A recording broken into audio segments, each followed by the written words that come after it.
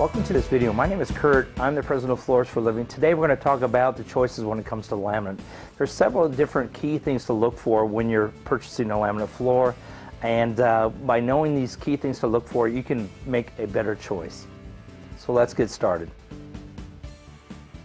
Laminate has come a long ways over the years, and one of the most important changes that they actually made in laminate is to go ahead and not make a smooth surface on top. Now this is an older style laminate right here. It's a smoother surface. The problem that you run into with a smooth surface like this is plain and simple. These seams, when you put them together, can catch when you walk over them. Also, if you see this, there's a little bit of a raised edge right there. What's going to happen if you have some moisture, it might get in that edge and it'll cause the laminate to actually chip off there possibly, and for the job to fail. So the new way to do it is actually what they call either a bevel or a rolled edge. This happens to be a bevel right here. The nice thing about a bevel, as you can see, is the seams are actually a little bit lower. They're more protected. Also, it looks like more like the wood that we have today. So that's the first thing you want to look for. You don't want to have something that's perfectly smooth on the edges. You want to have something that's more beveled down or rolled down at the seams where it goes together. That way you'll have much better satisfaction and a longer lasting laminate.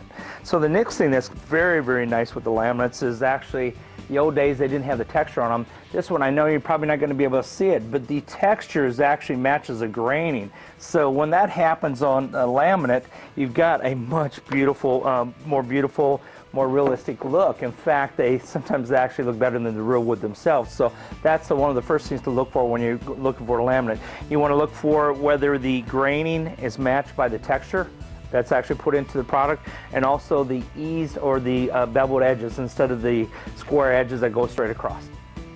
Next thing we want to talk about is the thickness of the actual laminate itself. The standard in the industry is actually 8 millimeters thick. Sometimes people go down to 6, that doesn't work as well. They go up to 8, it absolutely works perfect as long as you have a densified core. And most of the densified cores are made in America, which is kind of nice.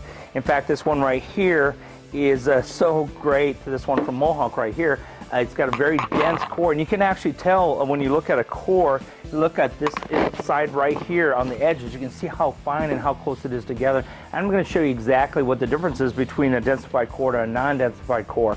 So a lot of people are going with a 12 millimeter, which is a lot thicker. In fact, look at the two differences of the thickness, but actually between these two, when you look at these two different thickness, the thinner one actually will be much better for you, and I'm going to show you in just a few seconds.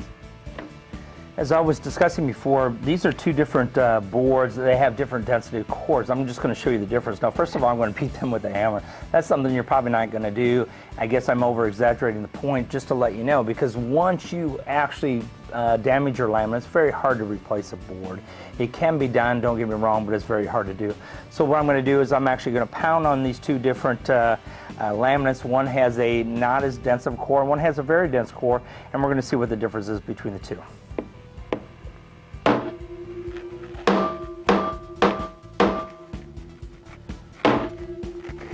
So basically I put these dents into one of the boards, and the other board did not dent. I'm going to show you a close-up of it so you can see exactly what happened. Now this is a close-up of the board that I hit just a couple times. As you can see, it's very, very thick. It's a 12 millimeter product, but it doesn't have as dense. The core, and right in the middle of my picture, you can see I only hit it 2 times with the hammer, and there's 2 gouges. Now let's take a look at the other board that I hit a lot more times.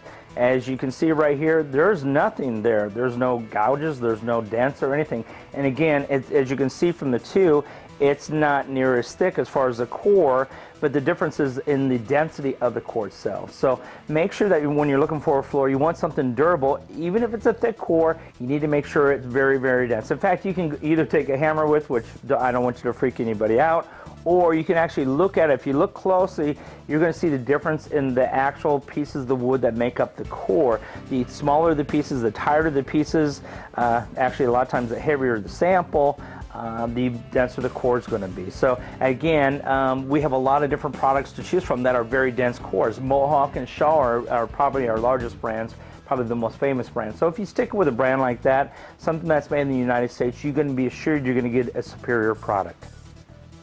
One last thing on laminate, we have a wide variety to choose from. As you can see right behind me, even Mohawks make some wonderful looking laminates, as well as our shawl line. We also have many, many others, but look for the high density core. Look for where you have a little bit of a bevel on it. It's going to help you to make the right decision. And if you have any questions, please contact one of our associates. Because remember, we're the flooring experts, so you don't have to be. Thanks again for watching.